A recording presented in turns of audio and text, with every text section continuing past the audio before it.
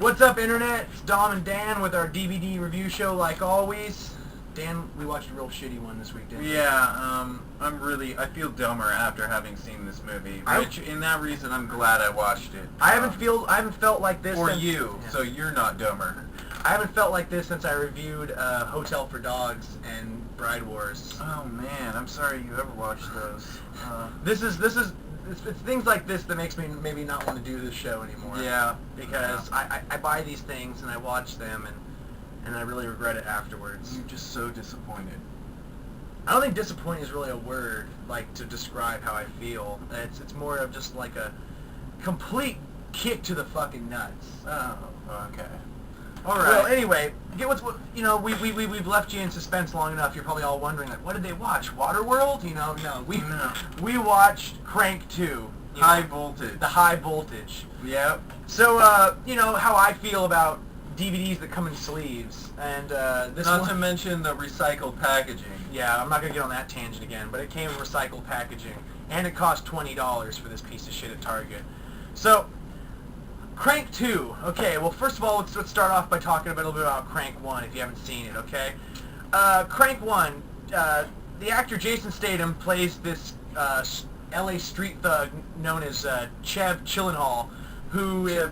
Chilios. Chev Chilios, thank you, yeah. Who is a, street thug, hitman, and he pisses off the Yakuza or the Triads or some shit like that. Yeah. And so they stick him with the Beijing cocktail, which is some sort of bizarre chemical compound that slowly shuts off your production of adrenaline. And so throughout the entire movie, he's slowly but surely, dragging ass. Yeah, and well, it continuously slows his heart rate, and so it's like Crank 1 is all about him keeping his heart rate up, whether it's shooting him, drugs, yeah, fucking his mainlighting a girlfriends, veteran, yeah, or, throwing himself out of a moving vehicle, whatever he's got to do to keep his heart pumping, and he eventually, at the end of the movie, falls out of a helicopter and hits a car on the ground.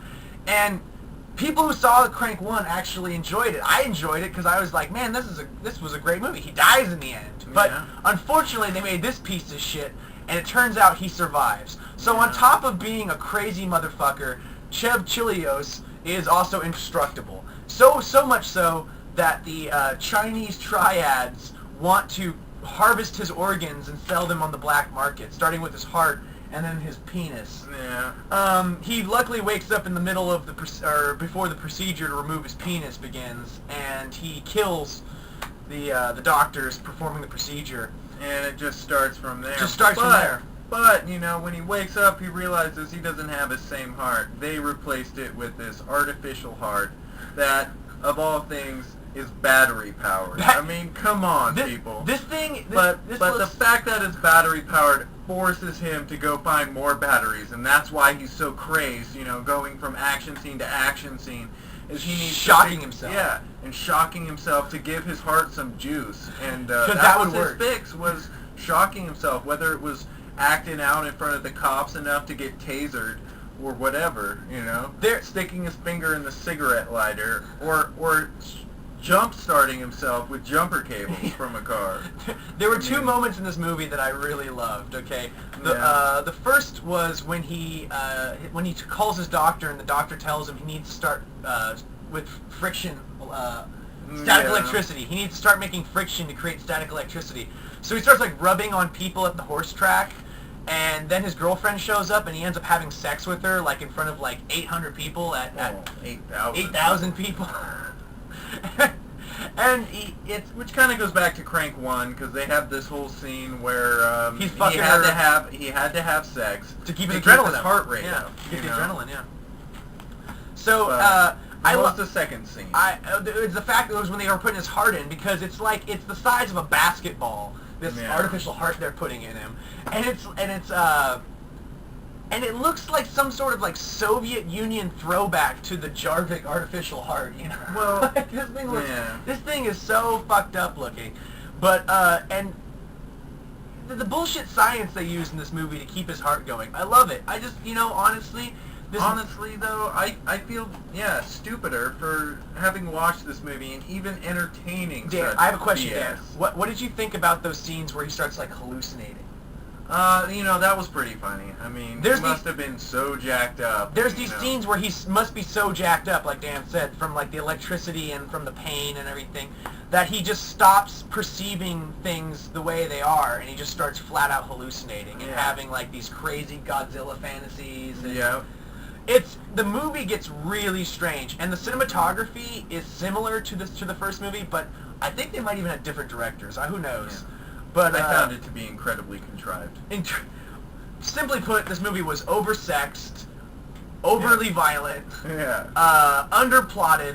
It's a 95-minute long movie. Yeah. Of ridiculousness. Ridiculousness. There's no better word. I don't think so. I'm glad they brought the doctor back from the first movie. The guy who's just who just sits in a bathrobe all day, like with hookers.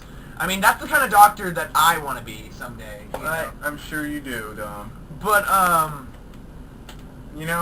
is there I anything would else recommend this. Okay, let's get it down. Dan, can you recommend this movie? Absolutely not. Not for a buy, not for a rent, not even for a watch. No. I would. I would be more willing to tear my own eyes out than watch this piece of shit again. I would rather tear my dick off and throw it at my TV screen than watch this piece of shit again. Yeah. Honestly, speaking as a person who even liked Crank 1, because of its just crazy ridiculousness, this movie is a flaming pile of shit, and it's $20 I'm never going to get back, and it's 95 minutes that I'm never going to get back either. Mm-hmm. So, 95 minutes, yeah. Plus, can't forget about the previews. Oh, God.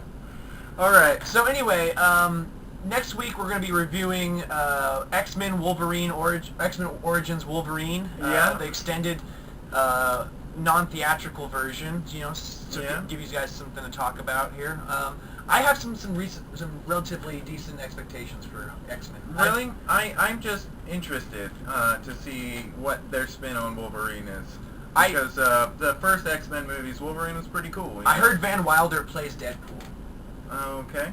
The guy I'm not very familiar with that character. You don't know who Deadpool is? Or you don't know the guy who plays Van Wilder? Deadpool. Oh, okay, yeah. Deadpool. Well, regardless. I'm Dan. I'm Dom. And we watch crappy movies. So you don't have to.